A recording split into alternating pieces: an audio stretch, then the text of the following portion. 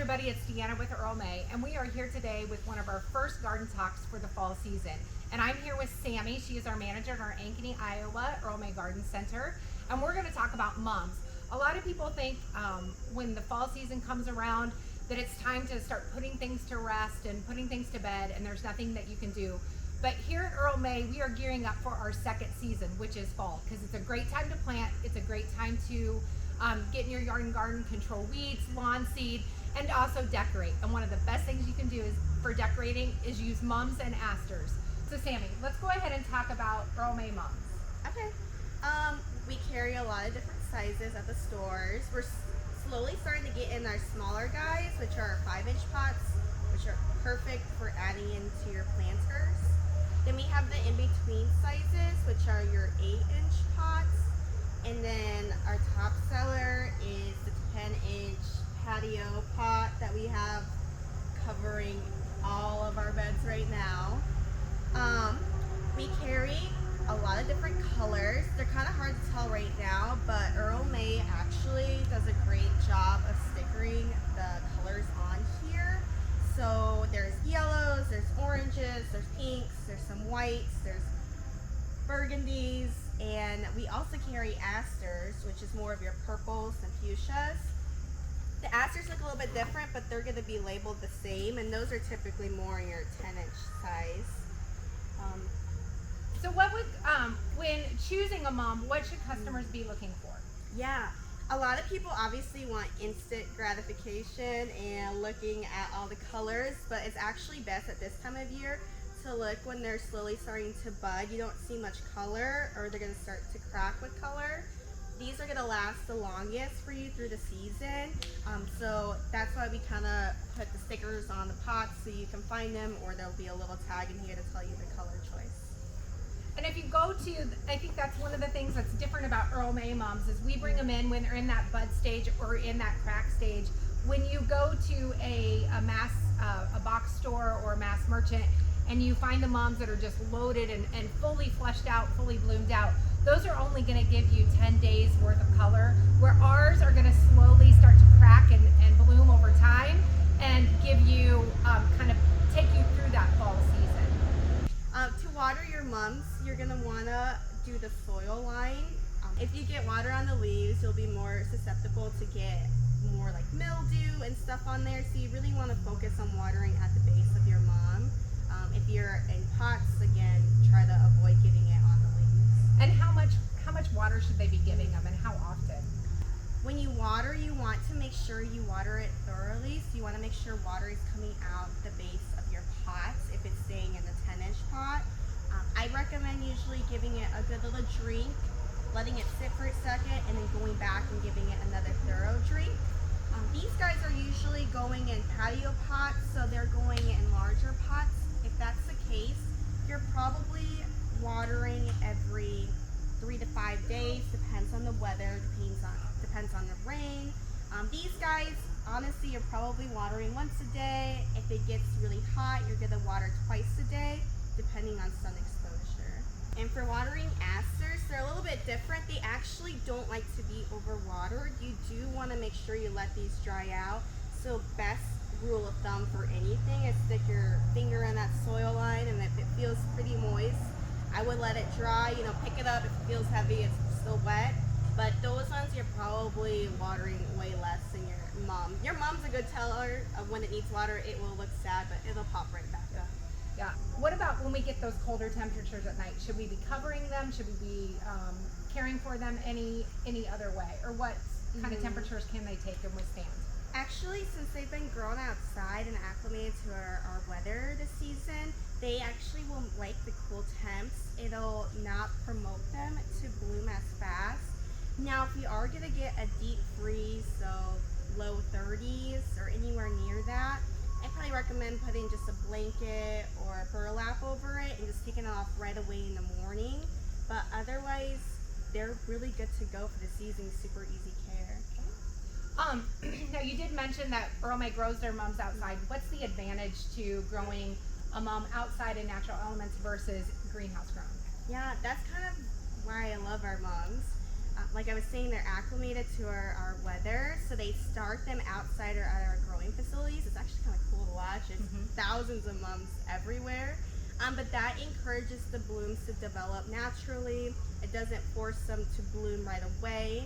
So that's why things in your garden last a lot longer blooming, because they're not forced. A lot of other box stores will force them right away, and that bloom time really is only like a week to 2 weeks. These guys are meant to start like this and bloom through the fall season. Again, if you pick one with a little bit more bloom, it's going to bloom a little bit faster, but they still will last for weeks. Great. And the nice thing about Earl May and our mums, as Sammy said, we do grow all of our mums, or most of our mums, on our farm in Shenandoah, Iowa, and ship those out to our stores. We have over 20,000 pots of mums that we ship to stores every year. So we have a great selection, and we ship them over time. So we've got the kind of the early season, get you started mums, but we're going to continue to ship over the next 2 or 3 weeks throughout September. So there's always going to be fresh mums. We also grow some really large mums too. So if you're looking for that real huge, maybe you have a really big pot in front of your house or something, we do carry really large sizes. And the other one that we didn't talk about, we do have a tricolor mum as well, which is a customer favorite that has 3 different blooms in one pot. So those are really cool and fun to use on your porch and patio. So Sammy, what are some other things that our guests should be doing in their lawn and garden this fall? Everyone kind of thinks it's the end of the season, but it's actually a great time to start planting. In general, you can start doing shrubs, trees, perennials. It's also a great time to start doing grass seed. And ideally, you want to do it in September around here, so the roots can get established before winter time starts. What about weed control? Yeah, the cooler weather really helps the weeds absorb herbicide right now, so it's a good time to start spraying for them and pulling out any dead shrubs and things like that. Okay. And then one of the other things that we start to think about too, as it gets a little bit later in the season, is migrating our houseplants inside. What are some of the tips that you have for houseplant migration? Outside, you don't realize all the insects that go back into your soil, which is great. They do really great inside, but they do really great outside, but inside you're going to start noticing those bugs.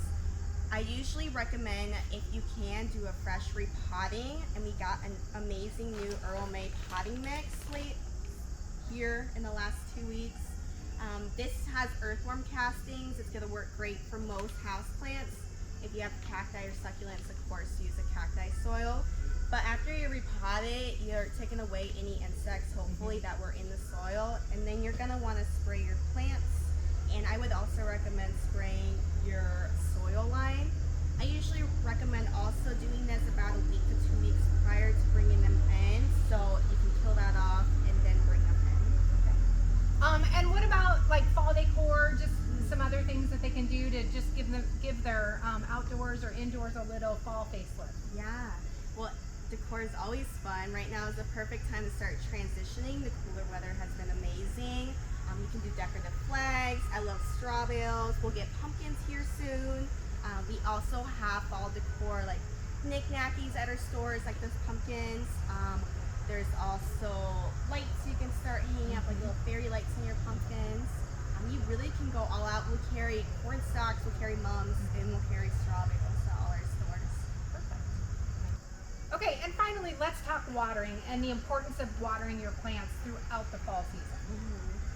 Your plants are still actively growing. They are slowly starting to get into dormant season, but it is very important to still water your trees, especially your shrubs and your stuff in your pots. You really want to water until that ground freezes solid. So if it was like last year, you're watering pretty late into November, December, you really don't want those roots to freeze dry. So make sure you still continue to water. It won't be as often, but still make sure you do that. All right, so one of the things that is really important for fall, or that you can do for a good fall refresh, is take a summer planter, your spring and summer planter, and give it a little bit of a facelift. So Sammy, this is a pot that I brought in from my house, and so how would you give this pot a nice refresh? For sure. This is a great example of some things that obviously thrived and some that aren't liking the cooler weather. I would personally leave the tall spike and leave your vines in if they look good. Now if you have like sweet potato vine, I'd probably pull that out. It's gonna get nipped by the cold very easily.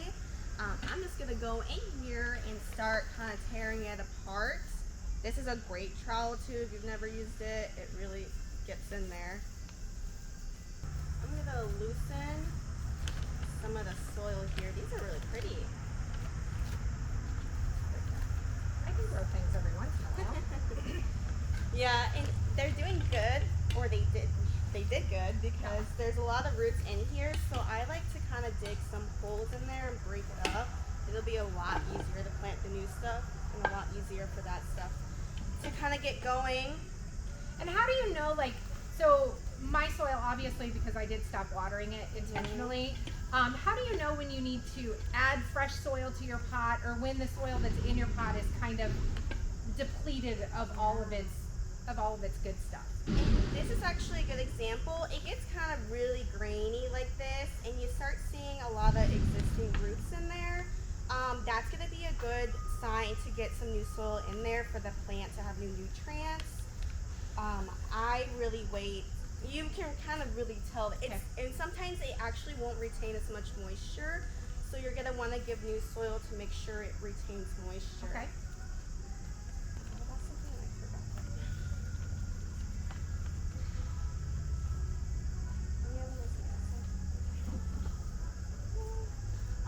Also, at this time of year, we are slowing down. Your mums will do a good, job of blooming here later into the season. But we like, again, instant gratification. So buy plants that you already are well established. We carry a lot of different fall options. These are ornamental peppers. This one specifically adds a lot of color, so I think I want to stick one of those in. I usually kind of stick stuff in first and then kind of see where it goes. I'm going to do a mom. This is a white one. This guy is a little bit bigger. Something like And again, that. it's not going to have its blooms right now, but blooms are going to come on, so we're going to add additional color for instant gratification, and then the mom will come on later. And I think I'm going to sneak some of those in. Okay. I'm going to start with this guy. These are funks. The peppers turn red when they mature, so they seem purple right now. Sorry to say almost. But I usually like to squeeze the pots and pull this out. They're pretty root bound already. And then I will just kind of, move the roots around so they start to grow out a little bit. You don't need to do too much. Alright, I'm going to stick this by this spike. And since it is a shorter growing season, it's okay to really stuff your plants in there. Sometimes when you start a pot in the spring because you've got several months of growing, you want to give a little bit more space to allow those plants to grow and get to their full maturity. But with a fall pot, you can really stuff and shove a lot of plants in there to get that full impact immediately, because it is a shorter growing season. Yeah, and your mums, you really don't have to loosen these roots much. They are ready to go just as this, even if you left it in the pot this size. Just water it more often. We also do a lot of custom pots at our locations. So if you bring in your planters, we can pick something out, or you can help us pick it out.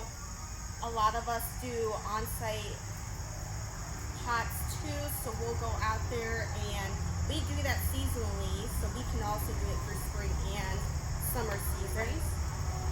Perfect. And holiday, it's hard to think that holiday season is coming up, but we do a lot of mixed fresh cut greenery pots in our stores. Do a really nice job of that. That's one of our busy. Everyone thinks we slow down. We get busy in the summer and we slow down at this time of year, but it's quite the opposite.